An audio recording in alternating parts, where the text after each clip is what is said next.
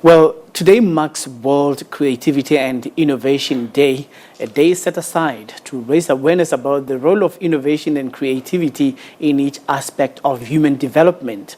To discuss this now, we're joined by Dr. Morne Mostert, who is the director of the Institute for Futures Research. Good afternoon. Good afternoon, Colin. Right, let's talk about innovation. For somebody who doesn't understand what these gentlemen are talking about, what is it? Innovation is really the process by which we turn creativity into some kind of value. In business terms, that's commercial value. In social terms, of course, that's benefits to the society, such as those reflected by the Sustainable Development Goals. So the United Nations created this day with the idea that creativity and innovation should play a critical part in our achievement of the Sustainable Development Goals. So now for us to achieve innovation, what are the fundamentals that have to be in place and the foundational principles? Does it have to be education, talent, or even somebody being curious about how to simplify things in life? Yes, I think you're exactly right to mention such important dimensions such as curiosity.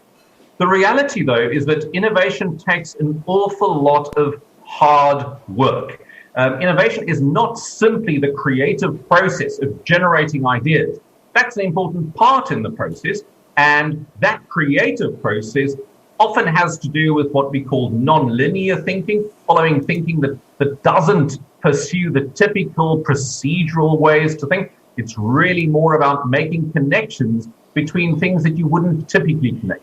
But then, very importantly, we need to move from that ideation to those new connections, to selecting ideas that may be optimally viable and feasible. And then, very importantly, to measure which of those ideas are operable and which of those are profitable. And actually, that requires, at a national level, a national system of innovation. South Africa has some fantastic examples there. But of course, on some indices, such as the Global Innovation Index, South Africa is not performing very well when compared to its peers. Actually, that's something that I would like to talk about, because we appear to be laggards when it comes to innovation.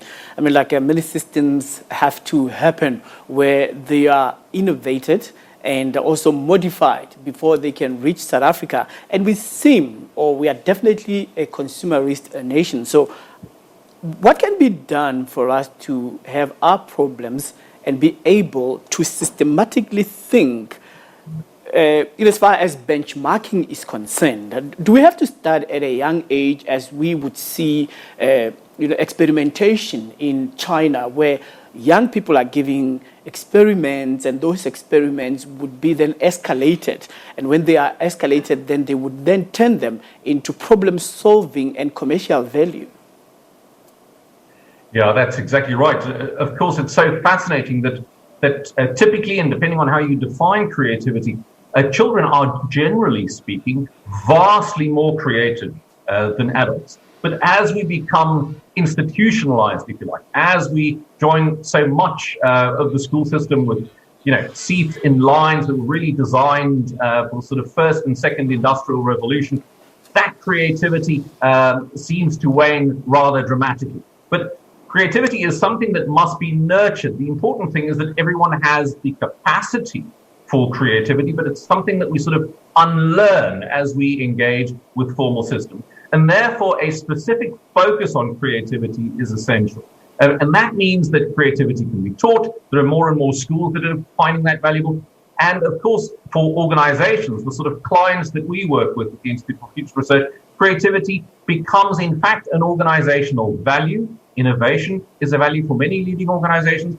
And something then that there's, to be very practical about it for a moment, that there's a budget behind and there's a plan behind. In other words, creativity, as much as it may seem a fluid process in its definition, requires a cultivated, discerned approach for development. And that's true whether you're thinking about your own children and their creativity, It's true for the education system. It's true for commercial organizations like large corporates. And it's also, Colin, true for the way that government works. So you were talking about a budget, and I'm looking at Vuligi Mali here in South Africa, which spends an average of about 3 billion rand. So I just want to understand, when we look at space and science, national intellectual property management of these innovations, bio-innovation, sector innovation, green economy, science and technology investment, and various sectors. So when you take a multi-sectoral approach towards innovation and your index is very dismal on a world stage, is this money enough? And does it only depend on money? Yeah, it's a great discerning observation, because actually the Global Innovation Index measures not only spend on research and development, but also measures what it calls innovation efficiency. In other words, frankly speaking, what's the bang for the buck when it comes to your innovation budget? And the reality is that South Africa is not terribly competitive on innovation efficiency. In other words, even though we have some significant budgets in some instances, what we get for that money isn't always that efficient. And unfortunately, that's true, in many parts of the general public education system. So it's almost as if you need to apply innovation to innovation itself, if that makes sense. Your innovation process needs to be innovative by definition.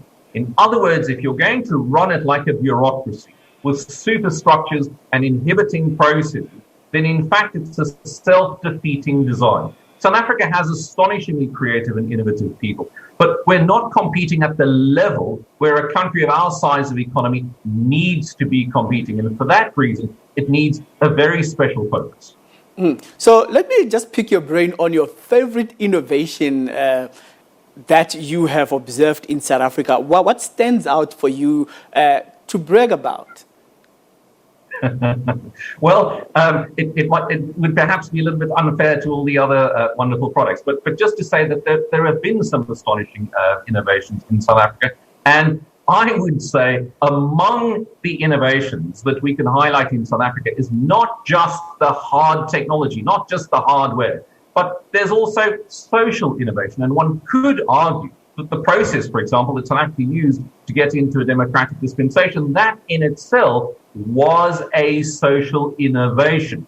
And so without, I know you're pushing me here, but without picking one singular product, we have many innovators in South Africa, highly innovative organizations. The system of innovation, however, can be tremendously more efficient. And that system also requires formalization, if you'll just allow me to make that point. So to be creative as a South African really is not enough. You really need to drive it to the point of commercialization, or in social terms, social benefit, as highlighted by the UN's idea of the Sustainable Development Goals. So that care and concern for creativity and innovation is really where I think most of the innovation is now required. Innovative systems to drive innovation as a national value, I think, has enormous opportunity. Part of that could start with making new connections, which is often a characteristic of great innovation, making new connections between hitherto disconnected elements. There's a great opportunity, I think, for example, for large organizations in South Africa to make a more discerned connection with some of the amazing research institutions that we have in South Africa. As an example, South Africa doesn't score tremendously well on the Global Innovation Index, but when you look at research institutions, many of those score in the top 26 in the Global Talent Competitiveness Index. If you look at professional organizations, many of those score in the top 20s in the same index, but they're not connected. And therein, I think, lies a tremendous innovation opportunity for South Africa to connect some of our large innovation organizations with some of our high innovation research institutions. Yeah. All right. Thank you so much. I hope one day we will be able to innovate and get to know the lotto numbers, future examination question papers, as well as prophecies. But thank you so much for your time. Real pleasure to be with you.